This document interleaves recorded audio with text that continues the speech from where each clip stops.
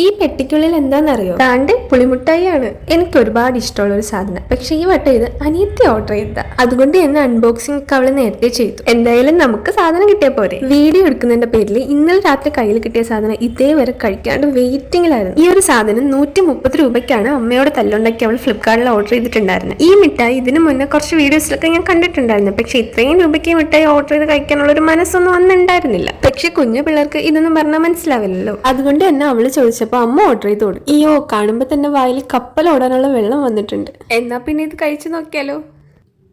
കുഴപ്പമില്ല, അത്യാവശ്യം നല്ല ടേസ്റ്റ് ഒക്കെ ഉണ്ട്. കറക്റ്റ് പറഞ്ഞു, ഒരു പുളിയുടെ ടേസ്റ്റ്. പുളിയിൽ കുറച്ച് പഞ്ചസാരയൊക്കെ വാരിയിട്ടാൽ എങ്ങനെ ഉണ്ടാവും, അത്രയൊക്കെ തന്നെ ഉള്ളൂ. പക്ഷെ നല്ല പുളിപ്പുണ്ടാവും. പുളിയുടെ ഫ്ലേവർ ഇഷ്ടമുള്ളവർക്ക് എന്തായാലും സാധനം ഇഷ്ടപ്പെടും. പുളിയും കുരുവൊക്കെ ഉള്ളത് കൊണ്ട് തന്നെ ഇത് പുളിയാണെന്ന് ഉറപ്പിക്കാം. ഇതുപോലെയുള്ള ചെറിയ ചെറിയ വീഡിയോസ് ഇനിയും പോസ്റ്റ് ചെയ്യാൻ എനിക്ക് ആഗ്രഹമുണ്ട്. പക്ഷെ ഒന്ന് സപ്പോർട്ട് ചെയ്യാവോ? ഇത്തരം മിഠായികൾ ഇഷ്ടമുള്ളവർ ഒന്ന് ട്രൈ ചെയ്ത് നോക്കാം.